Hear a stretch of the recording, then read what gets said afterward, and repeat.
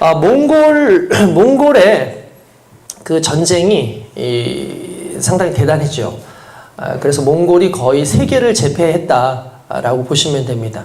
그 아시아에서부터 헝가리, 지금의 그 헝가리에 이르기까지 유럽까지 이 징기스칸과 그의 후예들이 가서 점령을 합니다. 정말 이 사람들이 싸움을 상당히 잘하고 지략적으로도 상당히 뛰어났다라고 얘기하는데, 특별히 많은 사람들이 이 사람들이 그 유럽까지 제패할 수 있었던 이유로 그들이 타고 다니는 말에 대해서 집중을 했어요. 많은 학자들이. 일반적으로 우리가 말 그러면 어떻습니까? 여러분들 우리가 말하고 생활을 잘 안 해가지고 잘 모르겠지만 우리가 생각하는 그 일반적인 말들은 상당히 크죠. 사람보다도 엄청 크고 그 말에서 떨어지면 심지어 낙상해서 죽기도 합니다. 그래서 말이 상당히 크고 높고 말 한마디 기동부대가 가면은 웬만해서 거의 말 하나가 10명의 일반 군사들을 무찌를 수 있는 그런 능력이 된다. 그러니까 거의 뭐 기갑부대 같은 거예요. 막 탱크처럼 막 몰고 가는 겁니다. 위에서 이제 막 창 하나 들고 막 휘저으면은 감당을 못해요. 심지어 뭐 사람만 싸우는 게 아니라 잘 훈련된 말들은요, 앞다리로 사람을 찍어버리기도 하고 뒷발로 사람을 쳐버리기도 합니다. 그러니까 말 한마리가 엄청난 그런 능력이 있는 거예요. 그러니까 말 참 대단하죠. 그런데 실제로 그런 말들은 서양의 말들이에요. 그 서양의 말들이 그런 말들이 많고, 몽골 지역에 살고 있던 말들이 어떤 말들이었냐? 그 유럽 사람들이 전쟁을 치르려고 준비를 하고 있는데 이 몽골 사람들이 안 보이는 거예요. 그래서 왜 얘네들이 안 보이지? 보니까 뭔가 아지랑이 피어오르듯이 그냥 뭔가 이렇게 쫄쫄쫄쫄 하면서 이렇게 오는데, 보니까 막 다그닥 달려오는 것도 아니고 그냥 총총총총총총 이렇게 뭔가를 타고 오는데, 쟤네들이 뭐 송아지를 타고 오나 개를 타고 오나 이 정도로 이렇게 느꼈는데, 보니까 몽골 말이에요. 근데 몽골 말이 크지가 않습니다. 그러니까 일반 서양의 말보다도 한 뭐 반밖에 안 되는 뭐 그 정도의 말들도 있으니까, 게다가 얘네들이 뛰는 게, 여러분들 그 말들은 다그닥 하고 막 뛰잖아요. 막 다그닥 뛰는 모습들을 보면은 이게 아주 그냥 빨리 뛰고 뿐만 아니라 멀리 이렇게 막 그냥 점프를 하듯이 달려가요. 그런데 몽골 말은 그렇지 않고 다다다다다다 가요.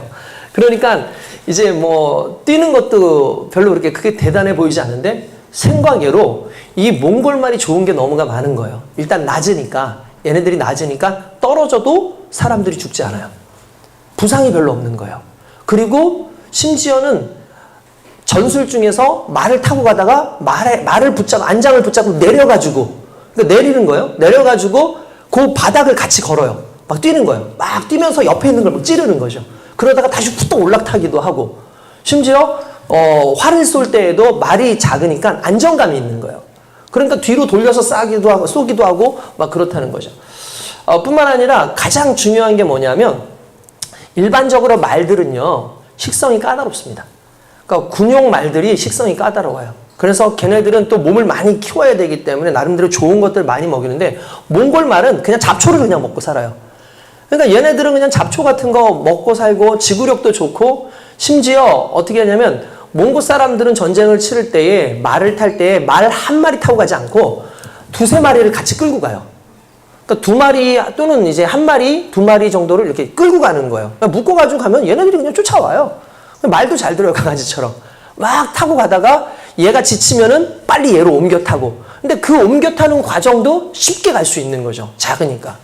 그래서 나중에 결국은 이제 이 유럽까지 제패할 수 있는 그 이유에 가장 혁혁한 공을 세운 게 실은 말이었다라고 이야기를 합니다. 저는 이게 참 중요하다고 생각을 합니다. 군용으로 잘 키워졌던 말, 정말 값도 어마어마하게 비싸지만 이런 작은 말들은 정말 싸거든요. 게다가 또 얻기도 쉽고 먹이기도 쉽고 관리하기도 쉬운 게 이런 말들이고, 심지어 사람들의 생활 속에서 있던 말입니다. 그러니까 군용은 실제로 일반적인 사람들이 탈 수가 없죠. 그냥 잘 훈련된 사람들이 타야 돼요. 근데 이 말들, 몽골의 말들은 남녀노소 가릴 것 없이 다 탈 수가 있다는 거예요. 그러니까 전쟁을 치를 때에 너무 편한 거죠. 어렸을 때부터 타왔던 거기 때문에. 그러니까 몽골 말의 특징이 그렇다는 거예요. 그럼 이걸 좀 쉽게 얘기하면 뭐냐면 그들은 이미 생활 속에서 전쟁이 준비되어 있던 사람이라는 거예요. 그들은 생활 속에서 이미 말을 능숙하게 다룰 수 있는 능력이 있었다라는 걸 의미하는 거예요. 여러분, 우리가 신앙생활을 하면서 똑같은 그런 원리를 생각해 봅니다. 우리가 상당히 놀라운 능력을 가지고 있어야 될 것 같고 상당히 놀라운 재능이 있어야지만 우리가 세상을 능히 이길 수 있을 것 같고 사단의 계략을 이길 수 있을 것 같지만 실은 우리의 삶 가운데 있는 자잘한 것 하나, 우리의 삶 가운데 주어져 있는 그런 삶의 일부분, 내 생활 속에 너무나 쉽게 접근하는 것, 그 한 가지 한 가지들을 내가 자연스럽게 다룰 수 있으면서 그 다룸 속에서 세상을 이길 수 있는 능력도 실은 나타나요. 그러니까 달리 말하자면 저와 여러분들이 특별한 어떤 은사나 특별한 뭔가를 구하는 인생으로 살 것이 아니라 지금 내 삶 속에서 작은 것 하나에 집중하고 내 삶 가운데 주신 것에 감사하고 내 삶을 이끌어가는 수많은 것 속에서 그냥 그걸 여러분들의 하나의 무기로 사용을 하신다면 분명한 것은 하나님께서 저와 여러분들에게 능력으로 함께 덧입혀 주실 줄로 믿습니다. 마찬가지입니다. 오늘 본문의 말씀을 드리고자 하는 것이 바로 그런 거예요. 뭔가 대단한 것 연습해가지고 하려는 것이 아니라 우리가 내 삶 가운데 있는 것 하나하나 하나님의 성품을 닮아가면서 사용할 때 그때 우리가 하나님의 은혜 가운데 인생 가운데 놀라운 은혜를 받게 될 줄로 믿습니다. 할렐루야. 할렐루야. 아멘. 그렇습니다. 오늘은 우리가 베드로 후서 1장 1절에서 11절의 말씀으로 함께 은혜를 나누고자 합니다. 베드로 후서, 베드로 전서와 베드로 후서의 차이가 뭘까라는 걸 생각해보면 대략 베드로 전서가 후서가 쓰여졌던 그 시기를 AD 60년, 그러니까 AD 60년에서 68년 경으로 봐요. 그러니까 요 사이에서 쓰여졌을 것이다 라고 보여집니다. 그러니까 AD 60년 정도면은 뭐 그때까지는 그렇게 크게 문제가 없지만 64년도 정도가 되면 큰 문제가 하나 발생해요. 여러분들 아시는 네로 황제가 기독교를 핍박하기 시작합니다. 그러면 이제 기독교를 핍박하는 그런 과정이 있기 때문에 이 베드로 전후서의 내용들을 살펴보면 전서는 아무래도 핍박 앞부분 쪽, 그러니까 핍박을 좀 받기 이전이나 이쪽 부분이 아니었을까. 왜냐하면 삶의 문제라든지 서로 관계의 문제라든지 이런 것들을 상당히 참 중요시 여기는 어떤 말씀들로 등장을 해요. 그런가 하면 베드로 후서는 아마 베드로가 죽기 전에, 그러니까 한 AD 68년에 좀 가까운 그 시절에 쓰여졌던 것이 아닌가라고 생각이 되어집니다. 그러니까 그런 여러 가지 이유가 아무래도 나오는 그런 내용들이 우리가 주님이 언제 오실지 모르지만 우리의 인생 가운데 이제 이 고난 가운데 이 환난 가운데 이제 빨리 이 모든 문제 속에서도 주님을 붙잡고 이 거짓된 사람들의 이야기를 듣지 아니하고 하나님만 붙잡는 데 최선을 다해서 노력을 해야 된다는 걸 좀 강조하는 어떤 그런 내용들이 많이 나옵니다. 그래서 베드로 전서와 베드로 후서는 같은 베드로가 썼지만 좀 달라요. 게다가 또 재미있는 건 베드로 전서보다 베드로 후서가 약간 좀 거칠어요. 말투도 좀 거칠고 좀 더 강한 어투들이 좀 나와요. 이유가 뭐냐면 베드로 전서는 베드로가 글을 직접 쓰지 않고 실로아노라고 하는 신라라고 하는 사람이 대신 글을 써줍니다. 그러니까 불러주는 것을 나름대로 약간 좀 이렇게 부드럽게 썼어요. 그런데 베드로 후서는 이제는 사람들이 뿔뿔 흩어져 있는 상황이고 위급한 상황이고 하니까 베드로가 직접 글을 썼다고 합니다. 그러니까 베드로의 그냥 있는 그대로의 말투가 어체로 드러나는 이런 게 이제 나타나는 거죠. 그래서 어쨌든 베드로 전서와 베드로 후서가 살짝 좀 다르다라는 것을 좀 볼 수가 있고, 여러분 성경이 기록된 이유에 대해서 여러분 아시죠? 성경이 기록된 이유. 왜 성경이 쓰여졌을까? 특별히 우리가 잘 아는 마태복음, 마가복음, 누가복음, 요한복음 같이 이런 복음서들이나 일반적인 그런 공동서신 이런 것들이 왜 쓰여졌을까라는 걸 생각해 보면은 이런 거예요. 일단은 사도들이 점점 죽어요. 흔히 말하는 순교를 당하기 시작하는 겁니다. 사도들이 점점 순교를 당하다 보니까 문제가 생겼어요. 뭐냐면 더 이상 예수 그리스도를 그 옛날에 예수님께 들었던 복음의 말씀들을 전해줄 방법이 없는 거예요. 그뿐만 아니라 그 사람들한테 뭔가 예수님께서 이렇게 살라고 하셨는데 이걸 얘기를 해주려고 그러는데 뭐 제자들이 하나씩 이제 죽기 시작하고 순교를 당하기 시작하니까 이게 뒤로 이어지질 않으니까 자연스럽게 성경으로 남기는 겁니다. 그러니까 복음서를 쓰고 그리고 공동서신서들을 써가지고 이렇게 예수님께서 주셨던 그 말씀을 어떻게 우리가 살아야 되는지에 대한 교훈을 이야기하기 시작하죠. 그리고 두 번째가 뭐냐면 아무래도 64년 이후부터는 계속해서 박해가 엄청 60년대 이후부터 실은 그 전부터도 계속 박해는 있었어요. 박해가 오다 보니까 순교 당하는 사람들이 많은데 문제는 뭐냐면 많은 사람들이 이 순교의 위기 가운데 있고 박해의 위기 가운데 있으니까 어떻게 하겠어요? 배신을 해요. 배반을 하는 거예요. 배신을 하고 배반을 하니까 이 사람들이 동요되기 시작하죠. 그때 이들에게 필요한 게 뭐냐면 우리 예수님께서 우리에게 약속하지 않았냐? 우리에게 천국을 약속하지 않았냐? 우리가 예수 그리스도를 끝까지 잡고 달려가면 반드시 예수님께서 하나님께서 우리에게 천국을 영생을 허락하실 것이다에 대한 강력한 메시지를 써야 될 필요가 있었어요. 그래서 성경이 쓰여집니다. 그리고 마지막으로 성경이 쓰여진 중요한 이유 중에 하나가 뭐냐면 당시에 예수님을 증거하는데 예수님을 믿는 사람들이 많이 생겼는데 문제가 생겼어. 예수를 믿긴 믿는데 자의식대로 믿는 거야. 그러니까 자기의 지식대로 믿고 자기가 잘 아는 대로 그냥 이렇게 믿어요. 그러니까 문제가 뭐냐? 예수 그리스도를 이렇게 설명을 했는데 사람들이 거기다가 자기가 아는 지식을 막 덧붙이기 시작을 하는 거예요. 그러니까 거짓 교사들이 나와가지고 잘못된 것을 가르치기 시작하고 또 거기다가 유대교를 다녔던 사람들은 단일신론, 그러니까 유일신론을 믿지 않습니까? 하나님 한 분밖에 안 계신데 예수님도 하나님이라고 그러고 성령님도 하나님이라고 그러니까 이해가 그들은 안 되는 거예요. 그러니까 그들 나름대로 예수님은 나중에 신이 된 거다. 나중에 하나님이 원래 아니었는데 나중에 신이 되었다. 그러니까 원래는 신성이 없었던 분인데 신성이 생겼다. 이런 식으로 나오고 반대로 헬라 사람들은 육신은 더러운 것인데 예수님이 어떻게 그 더러운 육신 안에 들어올 수 있느냐? 그러면서 오히려 예수님은 영만 있었다라는 식으로 얘기하는 거예요. 그렇게 되면 문제가 뭡니까? 인간이 죄를 지었기 때문에 반드시 예수님은 인간의 육신으로 오셔야 됩니다. 근데 육신으로 오신 걸 거부하게 되면 그분을 그냥 신령한 분으로만 얘기하려고 한 것은 뭐 이해는 되는데 그러나 그분이 오신 목적과는 상관이 없는 거예요. 그분이 오신 목적은 육신으로 오셔서 육신인 우리의 죄를 대신 지고 가시기 위해서 오신 거거든요. 그러니까 이런 이단들이 나타나는데 특별히 영지주의자라는 이런 사람들은 그렇기 때문에 신령한 지식을 알아야 된다. 여기서 말하는 신령한 지식이라는 것은 뭐 하나님에 대한 그리스도 예수에 대한 성경에 대한 그런 신령한 지식들이 아니라 뭔가 아주 어마어마한 체험이라든지 이런 것들을 통해서 자기들이 경험하는 어떤 그런 것들을 통해서 어떤 영적인 것을 추구해야 되는 것처럼 그런 지식을 알아야 되는 것처럼 자꾸 사람들한테 얘기를 하는 거예요. 그러니까 그 당시에 이단들이 너무 많이 나타나니까 그게 아니야. 예수 그리스도는 이런 분이야. 예수 그리스도의 은혜를 따라서 살아가려면 이렇게 살아야 돼라는 것을 성경에다가 쓰기 시작하는 거죠. 그래서 이 성경이 그렇게 해서 쓰여졌다는 사실을 일단 우리가 알아야 된다는 거예요. 결국 성경의 1차 구독자들은 누굴까요? 믿는 사람일까요? 믿지 않는 사람일까요? 그렇죠. 믿는 사람들이에요. 그러니까 애초에 성경을 믿지 않는 사람들에게 전도용으로 썼던 게 아니에요. 지금 믿고 있는 예수 그리스도를 믿고 있는 그 사람들에게 너희가 어떻게 살아야 될 것에 대해서 정확한 지침으로서 알려주신 거라는 거죠. 그러니까 결국 성도들이 세상을 이기기 위해서 수많은 필독서들이 있지만 가장 많이 읽어야 되는 책이 뭔 거예요?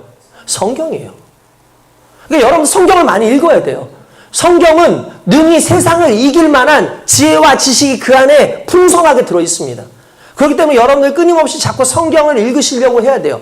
그러니까 여러분들을 위해서 주어진 성경인데 여러분들 성경은 안 읽고 다른 책들만 지금 읽기 시작을 한다면 어느 순간에 세상을 이길 능력보다는 세상과 그냥 같이 어우러져가는 생활 속에만 머물러 있게 되는 겁니다.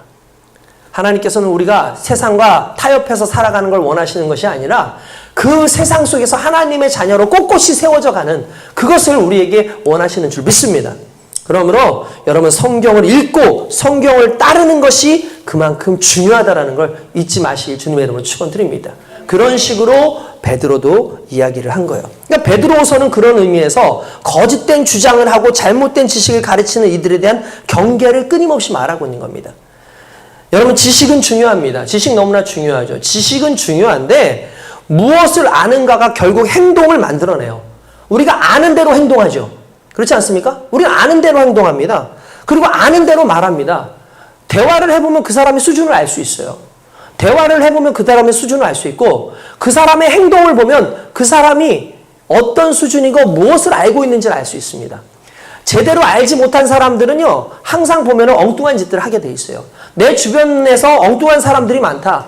좀 뭔가 제대로 못하는 사람들이 많다 그러면 그 사람들의 행동을 보기 전에 그 사람들이 무엇을 알고 있는가를 좀 알 필요가 있어요. 우리가 예수 믿는 수많은 사람들이 있는데 여러분들이 세상 속에서 어떻게 살아가는가를 보면 여러분들의 믿음을 알 수 있어요. 여러분들이 세상 속에서 어떤 말을 하느냐를 보면 여러분들이 얼마만큼 하나님에 대해서 알고 있는지를 알 수 있는 거예요. 그렇기 때문에 적어도 여러분들이 하나님에 대해서 정말 잘 알고 여러분들이 또한 하나님의 말씀을 완전히 나의 것으로 만들어서 생활 속에서 드러낼 때 정말 고스란히 하나님의 영광과 그리스도 예수의 복음의 능력을 나타내게 될 줄로 믿습니다. 베드로가 바로 그것을 이야기하기를 원했던 거죠. 워낙 거짓 선지자들이 많고 거짓된 이단들이 많다 보니까 거짓을 이기기 위해서, 거짓을 발견하기 위해서 가장 중요한 것을 주장하기 시작했는데, 여러분 한 가지 물어보겠습니다. 전에도 한번 말씀드렸는데, 여러분 각 은행들마다 중요한 직책을 가지고 있는 팀이 있어요. 그게 뭐냐면 위패 감별사들입니다. 위패 감별사. 그러니까 가짜 돈. 오늘날 가짜 돈들이 엄청나게 많잖아요. 가짜 돈들이 정말 많습니다. 그래서 가짜 돈을 발견하기가 참 쉽지가 않은 그런 시기예요. 그러니까 게다가 지금은 이 프린팅 기술이 너무나 좋아졌잖아요. 그러니까 웬만해선 진짜 돈하고 구별하기가 너무나 힘든 거예요. 이 가짜 샘플들을 많이 갖다 놓고 심지어 수십 가지가 아니에요. 수백 가지, 수천 가지의 가짜 돈들이 계속 나오거든요. 그럼 그걸 갖다 놓고 많은 사람들이 보지만 실제로 그걸 연구하는 것은 한 20% 정도밖에 안 되고 80%의 시간을 어디다가 투자하는 줄 아십니까? 진짜 돈. 진패. 진패를 연구하는 데 시간을 더 둔다는 거예요. 왜 그러느냐? 정확하게 진짜 돈이 뭔지를 알아야 가짜 돈을 구분할 수 있는 거예요. 그러니까 가짜 돈을 찾아내기 위해서 가짜 돈을 연구하는 게 아니라 가짜 돈을 찾기 위해서 진짜 돈을 연구하는 거예요. 그러니까 우리가 똑같은 거예요. 성경에서 나오는 게 뭐냐면, 세상에 수많은 가짜들이 있고 가짜 복음들이 있는데 이 가짜 복음을 이기기 위해선 너희가 진짜를 알아야 돼. 예수 그리스도를 정말 제대로 알아야 되고 하나님을 제대로 알아야 된다. 그래서 그분이 어떤 분인지를 너희가 알면 세상에 누가 무엇을 얘기한다 할지라도 넘어가지 않는다는 거예요. 오늘날 이단들한테 상당히 많이 넘어가지 않습니까? 신천지라든지 또는 JMS라든지 또는 우리가 잘 알고 있는 하나님의 교회, 이런 이단들, 안상호중연회죠. 이런 이단들, 통일교 이런 이단들, 실제로 그 내용이나 교리를 보면 아주 조잡해요. 대단한 것도 아니에요. 정말 대단한 것도 아니에요. 어느 순간에 성경을 좀 읽다 보면, 얘네들은 이렇게 무식하게 얘기를 하냐? 말도 안 되는, 전에도 얘기했지만, 선악과를 따먹은 거를 뱀이 여인을 취한 것이라고 말을 하는 이런 무식한 이야기를 하는 한국식으로, 한국 그냥 흔히 말하는 시정잡배들이 하는 그런 얘기들을 성경을 푸는데 사용을 하는 이런 엉터리들을 많이 하는 거죠. 여러분, 그런데 성경을 많이 읽고 성경의 교리를 알고 성경이 무엇을 얘기하는지 정확하게 아는 사람들은 그런 이단들에 빠질래야 빠질 수가 없어요. 왜냐하면 성경이 그렇지 않다라는 걸 정확하게 얘기하고 있거든요. 그럼 누가 빠지느냐? 아예 모르면 안 빠지는 거 아시죠? 네, 우리 교회가 잘 안 빠졌잖아. 그죠? 몰라서 아예. 그래요? 다음에요. 이러고 그러잖아요. 근데 가장 위험한 사람들이 알란가 몰라. 긴가민가 하는 사람들. 그랬나? 그랬었나? 그랬던 것 같기도 하고 아닌 것 같기도 하고. 그럴 때에는 가장 무서운 게 뭔지 아십니까? 힘주어 말하는 사람의 말을 듣게 돼 있어요.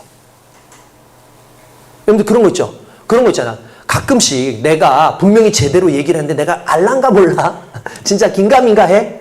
그때 누군가가 야 이거야. 내가 이거 봤어. 이거 진짜야. 이거 진짜야. 그러면 내가 대충 그래도 알고 있는데 그래? 그럼 그건가 보다라고 생각을 한다니까요. 이단들을 보세요. 이단들은요. 우리한테 다가올 때 그럴지도 몰라요. 이렇게 얘기 안 해요. 이런 겁니다. 이만희가 하나님이에요. 누가 이거예요. 이게 저거야 하면서 막 힘줘서 막 강력하게 얘기하잖아요. 그러면 예수를 어설프게 믿고 있는 우리들은 그래요 하고 넘어갈 수 있는 거예요. 그래서 성경은 뭐라 그럽니까? 너희가 확신 가운데 거해라. 무슨 말입니까? 확실하게 알고 확신 가운데 거해서 흔들리지 말라고 얘기하는 겁니다.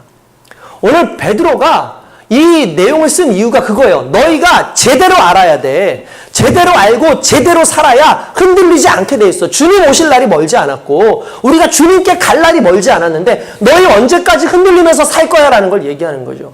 다시 말씀드립니다. 여러분 다른 곳에 시간을 투자하기 전에 하나님께 투자하시고 그리스도 예수께 투자하시고 말씀을 읽고 그 예배드리는 삶에 여러분들의 인생을 더욱더 투자하시기 바랍니다. 하나님 앞에는 요만큼 투자하면서 세상에는 이만큼 투자하고 사는데 어떻게 그 세상의 물결을 이겨낼 수 있냐는 거죠. 시간을 조금씩 더 늘려야 돼요.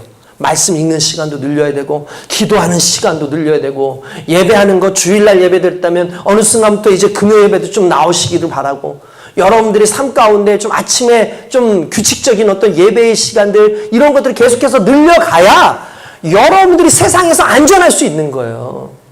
할렐루야. 아멘. 할렐루야. 아멘. 그렇게 살아가는 저와 여러분 되기 원합니다. 아멘. 베드로가 그래서 이 이야기를 쓰기 시작을 하는 거예요. 예수 그리스도의 종이며 사도인 시몬 베드로는 우리 하나님과 구주 예수 그리스도의 의를 힘입어 동일하게 보배로운 믿음을 우리와 함께 받는 자들에게 편지하노니라고 이야기를 합니다. 먼저 베드로는 자기를 뭐라고 불러요? 뭐라고 썼어요? 그리스도의 종이며 그리고 사도인 시몬 베드로라고 얘기합니다. 여러분 여기 재밌는 게 있어요. 그리스도의 종이라는 말이 나옵니다. 신약 시대에 나오면 하나님의 종이라는 단어보다 그리스도의 종이라는 단어가 많이 나오기 시작을 해요. 이거는 우리의 소속과 관련되어 있는 거예요. 왜 그러냐면 여러분 우리는요 하나님의 자녀입니다. 그리고 그리스도의 종이에요. 우리가 자꾸 하나님의 종이라는 말을 자꾸 쓰는데 관계적으로 따지면 우린 하나님의 자녀가 맞습니다. 그러면 우리는 예수님의 종이라는 말을 쓰는데 왜 예수님의 종이라는 말을 쓰느냐에 대해서 좀 깊이 생각해 볼 필요가 있는 거예요. 왜 그러냐면 이런 거예요. 우리가 종 그러면은 어떤 생각이 듭니까? 우리는 종 그러면 뭔가 비천하고 자유도 없고 뭔가 억압당하는 것 같고 좀 무시당하는 것 같고 여러분 그렇지 않습니까? 좀 종 그러면 그런 느낌이잖아요. 내가 어쩔 수 없이 주인을 위해서 막 일을 해야 되고 막 뼈 빠지게 일해야 되고 나는 그리스도의 종이니까 내가 이 일을 위하기 위해서 정말 열심히 살아야 된다라는 그런 의미로 그래서 막 열심히 주의 종이라는 그러니까 날마다 그런 책임감과 의무감을 가지고 사는데 실은 성경에서 그리스도의 종이라고 말할 때 그 종은 일의 개념이 아니라 소유의 개념이에요. 무슨 말이냐면 내가 그리스도의 것이다. 나는 그리스도의 것이다. 종이라고 하면 비천한데 그리스도의 종이면 존귀한 거예요. 여러분 이게 너무나 중요한 거예요. 그리스도의 종이라는 말이 그냥 단순하게 종의 비천함을 이야기하려는 게 아니라 그리스도께 소속되어 있는 주님의 것이라는 것을 확증해 주는 부분인 거예요. 여러분 놀랍지 않습니까? 우리가 종을 오해하는 거예요. 우린 종이라는 것에만 자꾸 눈이 가요. 그런데 그리스도가 보이지 않는 거예요. 우리는 종이 중요한 게 아니라 우리는 그리스도 안에 있으면 종이라도 좋고 누군가 얘기했듯이 천국의 문지기라도 좋겠습니다라고 말하는 그 이유가 주님께 속해 있기 때문이라는 겁니다. 여러분들이 주님께 속해 있다는 사실 앞에 담대하게 달려가시길 주님의 이름으로 축원드립니다. 뿐만 아니라 사도입니다. 여러분 사도라는 게 무엇을 의미하는 겁니까? 예수 그리스도의 직계 제자를 의미하는 거예요. 예수님을 따라가고 예수님께서 이 사도를 부르실 때 특별한 게 있어요. 일반적인 12제자와 그냥 예수님을 따라다니던 뭐 500명, 막 몇천 명 그런 제자들이 있었어요. 그럼 봅시다. 사도와 제자의 차이가 뭡니까? 이걸 알아야 돼요, 여러분. 12제자 할 때 그들을 사도라 불러요. 심지어 바울도 자기를 사도라고 얘기했어요. 그러면 사도와 제자의 차이가 뭡니까? 네, 네. 지금 너무나 중요한 얘기를 두 분이 하신 건데 부르심, 택하심이에요. 12제자는 예수님이 직접 불러요. 너 내 제자 되라. 너 제자해라. 그런데 그냥 일반 제자들은 자기가 예수님을 따르기 위해서 온 거예요. 그러니까 부르심의 택하심의 부분이라는 거죠. 그죠? 그러면 저와 여러분들은 어떤 존재인지를 증명해 주는 게 있어요. 그럼 나는 뭐냐? 그럼 나는 그냥 일반적인 제자냐? 아니야. 실은 예수님께서는 우리를 한 사람 한 사람, 이미 예수님은 2000년 전에 하늘로 올리셨기 때문에 우리가 예수님을 만날 수 없잖아요. 근데 예수님께서 우리를 그러면서 너희가 알아서 왔으니까 제자라고 하셨냐? 아니에요. 우리를 보고 우리에게도 똑같은 사도와 같은 개념으로 이야기하셨어요.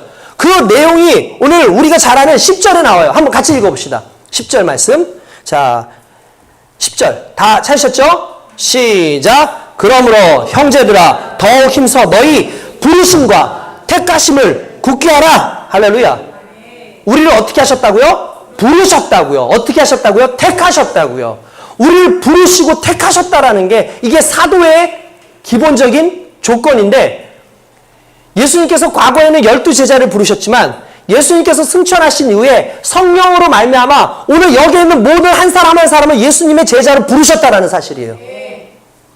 그 사실을 믿고 달려가는 우리는 선택받은 자고 택하심을 받은 자고 부르심을 받았기 때문에 부르심을 받았다는 건 보내심을 입은 자들이라는 의미를 가지고 있는 겁니다. 우리 주님은요 콜링을 하죠. 그리고 반드시 샌딩을 합니다. 우리를 부르실 뿐만 아니라 보내셔서 우리로 하여금 미션을 감당하게 하시는 능력을 주시는 거예요. 그게 사도들의 원인 거죠. 본인도 그렇게 얘기하는 거예요. 나는 사도다. 무슨 말이냐면 예수님께서 나를 부르셨고 나를 택하셨다라는 이건 믿음의 고백이면서 자기의 존재가 어떤 존재인지를 알게 되는 거예요. 나는 세상 속에서 거지같이 살았는데요. 저는 병신같이 살았는데요. 저는 돈도 없이 살았는데요. 배운 것도 없는데요. 저는 죄 많이 짓고 살았는데요. 예수님께서는 이렇게 말해서 내가 그걸 보고 너희를 부르는 게 아니라 내가 너희를 사랑해. 너희는 내 자녀, 너희는 하나님의 자녀야. 내가 너희를 위해서 이 땅에서 왔거든. 그러므로 내가 너희를 부르고 내가 너희를 택하노니 너희는 그리스도의 제자다. 아멘. 할렐루야. 아멘. 이 자긍심을 가지고 사는 저와 여러분이 돼야 될 줄로 믿습니다. 아멘. 이렇게 우리를 부르셨는데 내가 이렇게 될 수 있었던 이유가 뭔지 아느냐? 그건 하나님과 그리스도의 의를 힘입은 거야. 그리스도의 의, 무슨 말인가? 관계죠. 나와의 하나님과의 관계. 막혀 있었던 나와의 하나님과의 관계, 막혀 있었던 내 옆사람과의 관계를 하나님께서 그 십자가의 사건을 통해서 다 해결해 주신 거예요. 하나님과 인간의 관계가 뚫리고 사람과 사람의 관계가 뚫려지는 게 이게 십자가 사건인 거죠. 그러므로 하나님의 그리스도의 십자가의 사건은 우리에게 의가 되는 거예요. 부활의 사건은 우리에게 의가 되는 거예요. 그러니까 십자가 아래에 있는 모든 백성들이, 부활의 능력 안에 있는 모든 백성들이 어떤 사람들이라는 거예요? 하나님께서 부르시고 택하신 자녀들이라는 겁니다. 할렐루야. 그런 자들에게 편지를 한다라고 하니까 결국 우리한테 쓰는 편지라는 거예요. 이 베드로 후서는 남한테 쓰는 편지가 아니라 오늘 박상명한테 쓰는 편지고 오늘 양준이한테 쓰는 편지고 임야에게 쓰는 편지인 거예요. 오늘 우리에게 쓰는 편지라는 얘기예요. 그러므로 이 편지를 받고 있는 우리가 과연 어떻게 이 말씀을 들을 것인가는 너무나 중요한 우리의 삶의 자세인 거죠. 그러면서 2절 말씀을 보니까 하나님과 우리 주 예수를 알므로 은혜와 평강이 너에게 더욱 많을지어다. 할렐루야. 아멘. 여러분 이 말씀 너무나 중요합니다. 여러분 하나님께서 은혜와 평강 주셨어요? 안 주셨어요? 주셨죠. 우리가 구원받지 않았습니까? 그건 하나님의 은혜죠. 은혜는요, 선물이란 뜻이에요. 하나님이 선물로 주셨어요. 선물이라는 건 주는 사람 마음이에요, 받는 사람 마음이에요. 그렇죠? 주는 사람 마음이에요. 주는 사람이 주는 거예요. 달라 그래서 주는 게 아니에요. 내가 뭔가 해서 받아오면 그거 선물 아니죠. 대가죠. 우리가 구원받을 수 있는 대가를 우리가 치를 수 있어요, 없어요? 없어요. 우리가 아무것도 할 수 없는데 나의 능력과 상관없이 내게 주신 선물인 거예요. 우리가 돈도 안 버는데, 애기들은 돈도 안 버는데 부모님이 옛다 하면서 아이폰 16을 갖다 준다고 쳐봅시다. 이건 선물인 거죠. 내가 감당할 수 없는 건데. 선물은 그런 거예요. 그게 은혜예요.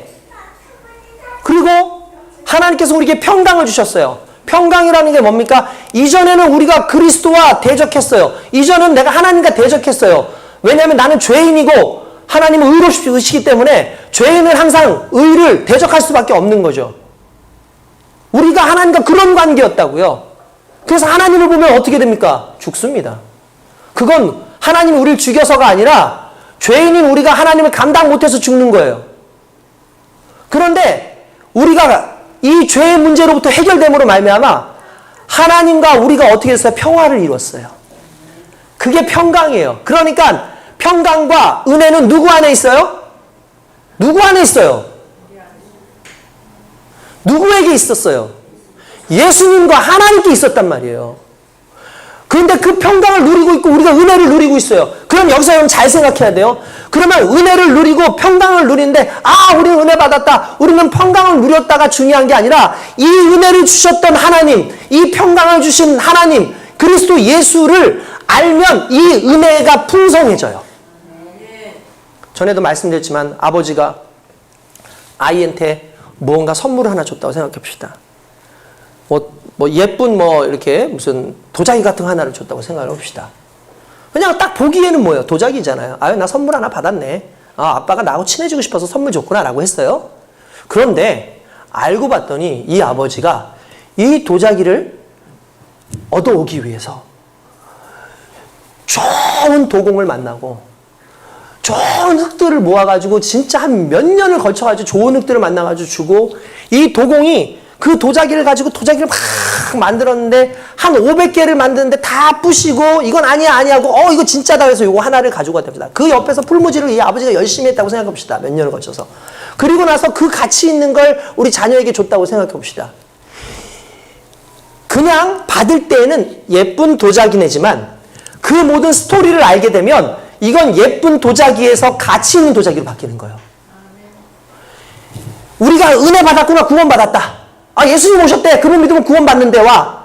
예수님이 어떤 분인지, 왜 오셨는지, 어떤 고난을 당하셨는지, 그분이 어떻게 오실 수밖에 없는 그런 예언적인 부분이 있었는지, 하나님의 마음은 어떤 건지를 알고 은혜와 평강을 누리면요, 감격이 생겨요. 평강이 더 커져요. 은혜가 더 크게 누려지는 거예요. 그래서 뭐라고 되어 있어요? 하나님과 우리 주 예수를 알므로, 누구를 알므로? 하나님과 우리 주 예수를 알므로 은혜와 평강이 너에게 더욱 많을지어다. 할렐루야. 그러니까 여러분 다시 말씀드릴게요. 그냥 은혜, 그냥 평강의 삶을 살라고 하지 마시고 이 평강의 은혜의 주인이신 예수님을 알려고 해야 돼요. 그러니까 결국 베드로가 말하고자 하는 게 이거였어요. 너희 세상의 지식들, 그런 이단들이 말하는 지식들, 수많은 지식들, 그 지식이 중요한 게 아니라 예수를 아는 지식, 하나님을 아는 지식이 중요한 거야라는 걸 얘기하는 거예요. 여러분, 핸드폰을 우리 어르신들에게 주면 다 그러시지는 않더라고요. 딱 3가지 기능으로 써요. 첫 번째는 전화기, 두 번째는 유튜브 보는 동영상 기계, 그리고 하나는 고스톱 치는 기계. 그냥 그 정도. 예, 카톡 이런 거 빼고요. 그냥 그 정도예요. 그걸 이상하다고 얘기하는 게 아니에요. 게임하는 기계. 이분들은 그렇게만 써요. 왜냐하면 매뉴얼을 몰라요. 그냥 아는 것까지만 쓰시기 때문에 그래요. 그런데 이걸 아이폰 좋은 것들, 갤럭시 좋은 것들을 젊은 친구들한테 주잖아요. 놀랍습니다. 이게 노트가 되고, 심지어 컴퓨터가 되고, 도화지가 되고, 때때로 은행이 되고, 프로그램을 만드는 도구가 돼요. 다양한 수십 수백 가지의 흔히 말하는 뭐 세상 말로 하면 도깨비 방망이 같은 그런 게 되는 거예요. 왜 그래요? 활용법을 알기 때문이에요. 은혜의 활용법, 평강의 활용법은 예수 그리스도를 만나고 하나님을 알 때에 그게 가능한 겁니다. 근데 우리가 그걸 어떻게 알 수 있어요? 말씀으로 알 수 있는 거죠. 그러니까 성경을 읽어야 되는 거예요. 그리고 예수 그리스도를 인격적으로 경험해야 돼요. 그냥 단순하게 그냥 지식적으로 아는 예수님이 아니라 내가 기도함으로 예수님 앞에 매달려보고 그 내가 삶 가운데 예수님과 좀 날마다 좀 가까이 좀 살아보는 그 애씀과 노력들이 자연스럽게 예수님을 더 가깝게 살아가게 하는 나로 바꾸어 간다고요. 주님을 알면 주님 주신 것들에 대한 사용법을 알 수 있죠. 주님을 안다는 것은 맹목적으로 믿는다는 것을 의미하는 게 아니라 그 속에 담겨져 있는 하나님의 뜻과 계획을 깨닫는다는 걸 의미하는 거예요. 할렐루야. 많이 알잖아요. 그리고 여러분들 기능이 많잖아요. 그러면 풍성해집니다. 제가 지난번에 우리 정훈이 목사님께서 요즘에 여러분 우리 그 찬양팀들 너무 멋지지 않습니까? 우리 승현이가 이번 주부터 한 몇 주는 못 와요. 왜 그러냐면 이 친구가 고등학교를 입시를 봅니다. 이 친구가 드럼을 참 잘 치잖아요. 제가 보기에는 이 친구는요, 드럼도 잘 치지만 연습벌레예요. 진짜 연습벌레예요. 아침부터 저녁까지 얘는 거기에 미쳐 있어요. 그래서 심지어 친구들하고 놀아야 되는데도 불구하고 시간이 아까워가지고 친구들을 만나지 않아요. 물론 이제 만날 때도 있겠지만 쓸데없는 시간을 만들지 않는다고요. 연락이 왔어요. 목사님, 죄송한데 제가 한 몇 주만 좀 빠져야 될 것 같습니다. 왜 그러냐 그랬더니 저 이제 입시가 10월 달 말에 있는데 제가 그 시험을 보려고 하니까 좀 부담스럽습니다라고 얘기했는데 이해가 돼요. 왜냐면 이 친구는 믿는 친구는 아니잖아요. 그러니까 예수님을 경험한 친구는 아니에요. 그래서 복음의 또는 이제 은혜의 가치를 크게 알지는 못할 거예요. 그러니까 주일의 의미와 입시의 의미가 다른 거죠. 근데 이해를 해줘야 돼요. 왜냐하면 그런 친구들한테 왜 그래 너 복음을 그렇게 하면 안 돼 그러면 상처받아요. 이 친구 입장에선 아직 연약하기 때문에. 그러니까 그래 알았어. 기도해 줄게. 너를 위해서 기도할게. 잘 봐. 그리고 열심히 봉사하지 않을까? 네 하고 얘기를 했어요. 어쨌든 간에 이 친구도 너무 잘하고 요 앞에 있는 우리 세션들 너무 멋지지 않습니까? 우리 주회자매 오고 난 다음에 또 나름대로 풍성한 어떤 기법들을 보게 되잖아요. 우리 또 형민 형제가 과거에 이제 뚱땅뚱땅 치던 베이스가 아니라 진짜 지금은 전문가로서의 베이스를 치다 보니까 연주를 하면은 진짜 장난이 아닌 거예요. 다른 교회에서 우리 교회 상당히 부러워해요. 이 부분에 대해서. 그러니까 우리 부목사님 그 얘기를 했어요. 이게 세션이 많으니까 좋지 않아요? 그러니까 이런 얘기를 하더라고요. 목사님은 할 수 있는 게 많아졌습니다. 부를 수 있는 찬양들이 많아졌습니다. 그러니까 이전에는 그냥 우리가 연주할 수 있는 만큼만 했는데 이제는 어떤 걸 갖다 줘도 연주가 가능하니까 찬양이 풍성해지는 거예요. 그리고 여러분도 올 때마다 막 그 연주하는 거 막 반주하고 간주하고 이런 거 볼 때마다 이야 잘한다 막 세상 막 더 경이로움을 느낄 때 있지 않습니까? 똑같은 거예요. 우리가 믿음에 풍성해지고 은혜가 풍성해지면 그 풍성해진 은혜로 할 수 있는 능력들이 많아지는 거예요. 세상 속에서 이길 수 있는 능력들이 많아지는 거예요. 이게 너무나 중요하다라는 거죠. 할렐루야. 그래서 그의 신기한 능력, 여기서 신기한 능력이라는 건 신령한 능력이라는 뜻이에요. 그러니까 인간에겐 존재하지 않는 능력. 가장 큰 능력이 있어요. 그게 뭘까요? 생명의 능력. 여기서 그는 예수님을 의미합니다. 예수님의 그 생명의 능력으로 결국 우리에게 생명과 경건에 속한 모든 것을 우리에게 주셨으니. 왜요? 예수님이 생명이니까 예수님과 함께하면은 예수님의 생명이 내 안에 있죠. 경건이 있습니다. 경건이라는 말을 유세비야 뭐 이런 식으로 표현하는데 이게 조금 더 쉽게 표현하면 이런 거예요. 올바른 예배 이런 거예요. 그냥 조금 더 이렇게 표현하게 하면 무슨 말이냐면 내가 바른 하나님과의 섬김의 관계. 내가 바르게 하나님을 섬기는 것을 보고 경건이라 그래요. 이해되시죠? 그러니까 그 경건 안에 우리가 있는 거예요. 할렐루야. 근데 그 경건이 어디서부터 와요? 그리스도로 말미암아 오는 거예요. 어디서부터? 신령한 능력에서부터. 그러니까 우리가 스스로가 경건해지는 게 아니라 하나님을 영이시니 예배하는 자는 영과 진리로 예배할지니라. 과거에는 신령과 진리로라고 말했죠. 영과 진리로 예배를 해. 무슨 말입니까? 하나님이 영이시기 때문에 영으로 예배를 드려야 된다는 거예요. 그래서 오늘 이 속에서 경건은 영적 예배 속에서 주어지는 능력인 거예요. 그러니까 누구로 말미암아? 그리스도로 말미암아. 누구의? 하나님의 그 영광과 생명이 우리 속에 임한다라는 것을 이야기하는 거죠. 그 모든 것을 우리에게 주셨으니 이는 자기의 영광과 더불어서 예수 그리스도의 영광이 뭘까요? 부활의 영광이에요. 십자가를 지고 나서 부활하신 그 영광과 예수 그리스도께서 우리에게 보여주신 모든 행함의 본, 그게 덕이죠. 그거로서 우리를 부르신 그분은 누굴까요? 하나님이신 거예요. 이거 어렵습니까? 자, 그의 신기한, 여기서 그는 누구예요? 예수님이에요. 예수님의 그 신령한 능력으로 생명과 건건에 속한 우리 모두에게 이제 주셨는데, 이것은 예수님께서 당신의 부활하시는 놀라운 능력과 덕을 세우시는 그런 본을 보여주신 모든 생활 속에서 우리를 부르신 우리를 부르신 분이 누구예요? 하나님이에요. 하나님을 알므로 말미암음이라. 무슨 말입니까? 이 모든 것이 내가 하나님을 알므로 말미암아 우리에게 주어졌다는 거예요. 오늘 저와 여러분들 하나님을 알아야 될 줄로 믿습니다. 이로써 보배롭고 지극히 큰 약속을 우리에게 주사 이 약속으로 말미암아 너희가 정욕 때문에 세상에서 썩어질 것을 피하여 신성한 성품에 참여하는 자가 되게 하려 하셨느니라. 여러분 그렇습니다. 보배롭고 지극히 큰 약속이 뭘까요? 저 영생과 천국이에요. 그 영생과 천국의 약속을 우리에게 주셨대요. 그런데 이 약속을 주신 이유가 있어요. 여러분 이번에 어디에서 올림픽을 했죠? 파리에서 했습니다. 여러분 파리 올림픽을 했는데 파리 올림픽 끝나고 나서 선수들이 경기를 하고 난 다음에 떨어진 친구들은 빨리 오잖아요. 그죠? 오기 전에 어디를 들릴까요? 에펠탑도 들리고 몽마르트 언덕도 들리고 그 지역을 다 한번 돌아볼 겁니다. 이왕 왔으니까 볼 겁니다. 와 신난다. 사진 좀 찍어봐. 찰칵찰칵. 자 여러분 물어볼게요. 그 좋은 그 여행의 기간을 여러분들 원하십니까?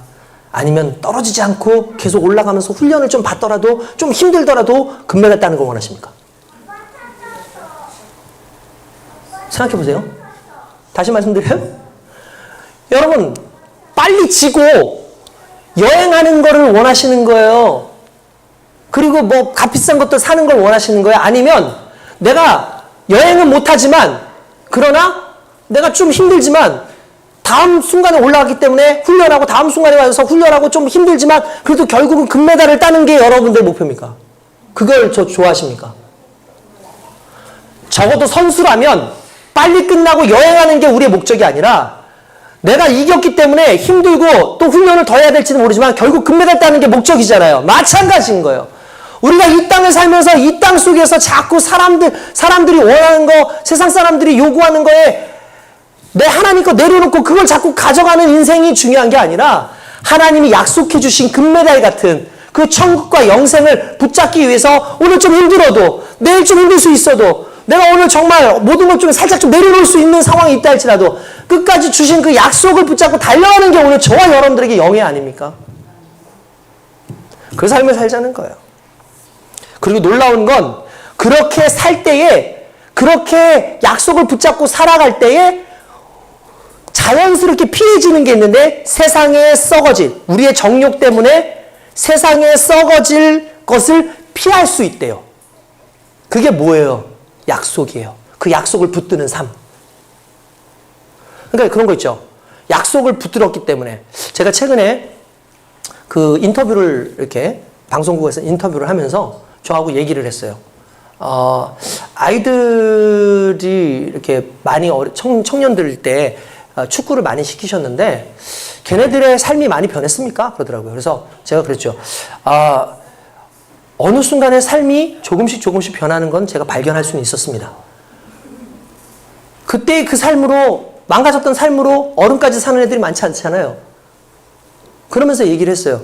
아, 그렇군요. 그렇지만 눈에 당장에 보이지 않을 텐데 어떻게 그냥 아이들을 이끄셨습니까? 할 때 제가 이 얘기를 했어요. 뭐냐면 제가 이 친구들이 방황하며 사는 거 압니다. 그런데 여전히 방황하고 있지만 적어도 내가 시간을 내서 가는 그 2시간만큼은 이 친구들은 내 보호 아래 있고 내 영향력 아래 있고 내 이야기를 듣습니다. 라고 얘기했어요. 그 2시간만큼은.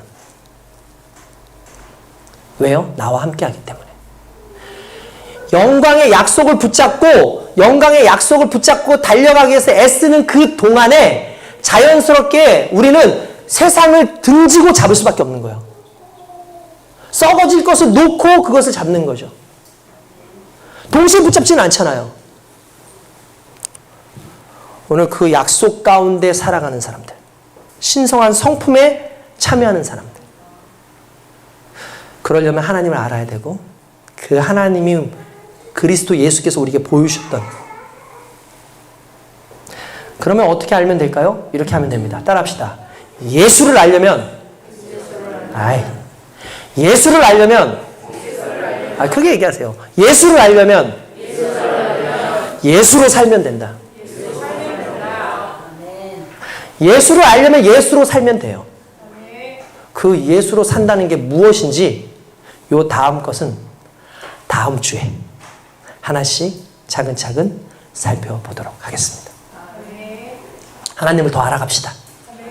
하나님의 은혜 속에 더욱더 한번 온전히 살아봅시다. 그 하나님의 능력과 권능 안에서 오늘 저와 여러분들에게 허락되어진 모든 것들은 저 천국과 영생을 누리기 위한 하나님의 선물임을 믿고 부르심 속에서, 택하심 속에서 온전히 달려가는 저와 여러분 되시길 주님의 이름으로 축원드립니다. 기도하겠습니다.